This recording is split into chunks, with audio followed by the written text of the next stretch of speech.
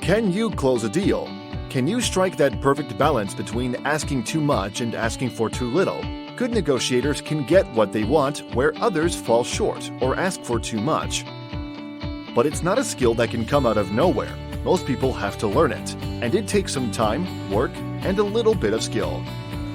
Hello everyone, and welcome to Highly Successful You. Today we're going to talk about negotiation skills, top 10 negotiation skills and techniques. Negotiation is an art form. It takes time and lots of practice, but there's a way to break into it. No one is born a good negotiator. People have to work hard and find ways to learn these skills while negotiating every day. Negotiations don't exist inside a boardroom only. People negotiate everything every single day. You negotiate where to go for lunch. You negotiate which movie or TV show to watch next with your loved ones. There's a give and take and a perfect balance to be achieved, but you can do it. Today, we're going to dive into the top 10 negotiation skills and techniques you can learn so you can become a master negotiator.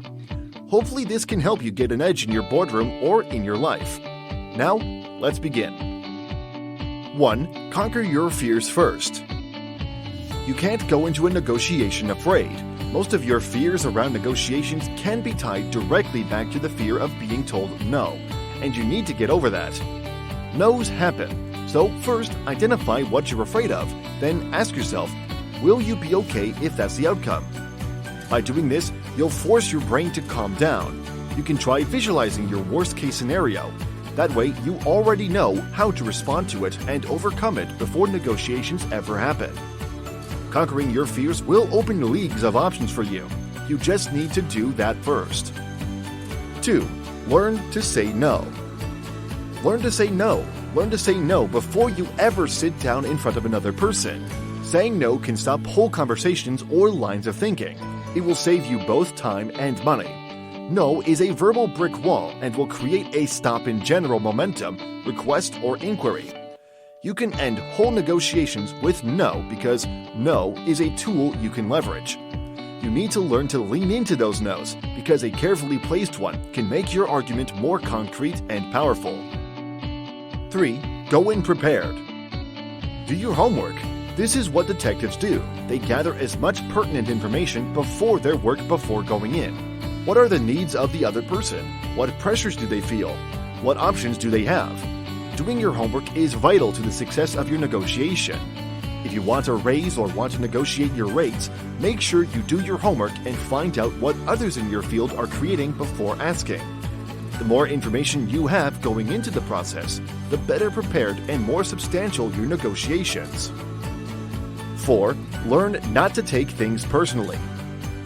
The best thing you can do for yourself is to remember that negotiation isn't personal. The numbers aren't a reflection of you. Most of the time, it's not even about you. What a company is willing to pay isn't what they're willing to pay you.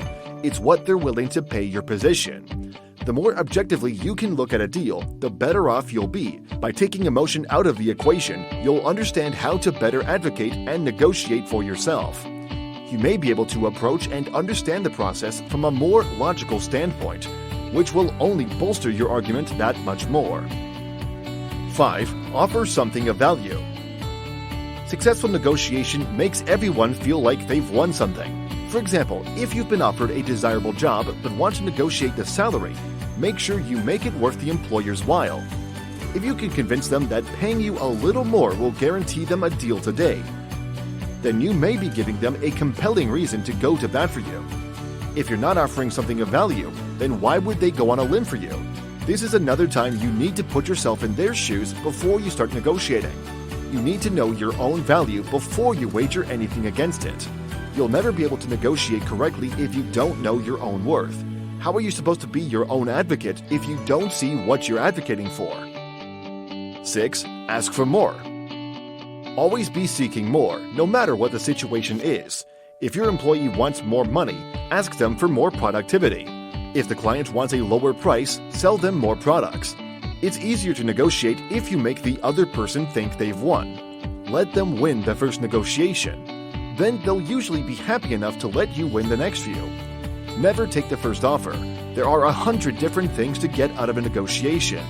Still, if you accept the original request, you're doing both sides a disservice. Aim high and expect the best. People who aim higher will always do better, especially if you're optimistic. 7. Aim for a win-win.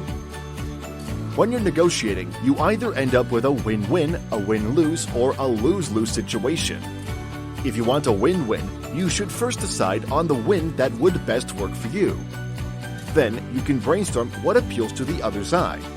Finally, plan how these opposing positions could foster your win. At the negotiation, rearrange those steps, learn their desired win, roll out your plan, and work it out together until it's a win-win. You never want to go into a negotiation with an adversarial, competitive mindset, because you'll never get anywhere unless you achieve something mutually satisfying for both sides. At least that's the mindset you have to have. 8. Don't give away anything without getting something in return. Look, you should be getting something when you give something else away. This shouldn't need to be said, but for some people it is. Suppose you give something away from something for free. Then you're leaving space for the other negotiator to ask you for additional concessions. By not asking for anything in return, you're letting them feel entitled to your accommodation. Always tie a string. If they have to earn your concession, they'll also get a greater sense of satisfaction when they win you over. Works every time. 9. Build a rapport. Yes, you're a business owner or professional, but first and foremost, you're human. People like to work with people they know, like, and trust. Rapport is critical in the negotiation process because, if done correctly, it can foster a sense of confidence, understanding, and communication. The very best negotiators know that by building rapport first, you can get what you want that can be impossible without it. Keep the conversations just that, conversational. That way you can keep the words going, keep your audience talking, and keep everyone engaged just long enough to get what you want. 10. Be a good listener. Any good negotiation requires two sides cooperating together to arrive at their compromised outcome. The best negotiators will present their request and listen. Really listen for feedback from the other side and listen for clues and cues. You can turn around and use that information. Make your negotiations into a conversation. Keep it comfortable and ensure the other person understands that you're working together to achieve a good ending. An excellent way to do this is to simply shut up and listen. Negotiators are detectives. Ask your probing questions and then shut up. Let the other person do the talking. More often than not, they'll talk themselves into a corner and leave you all the room you want to act on it later. When you're learning to negotiate, there's a lot of mistakes that could be made. You can say too much, say too little, or back yourself into a corner by mistake. You can misread a room or overshoot your shot. But the worst thing you could do is to not try if you go ahead and allow yourself the opportunity. The only negotiation you genuinely fail is the one you don't do. So do your research, keep it conversational, and then shoot for the moon. That brings us to the end of today's video about top 10 negotiating skills and techniques. Are there any thoughts you'd like to share? Drop it down in the comment section below. If you enjoyed this video and want to hear from us again, be sure to hit that subscribe button before you go. Thanks for watching, and we'll see you on the next one.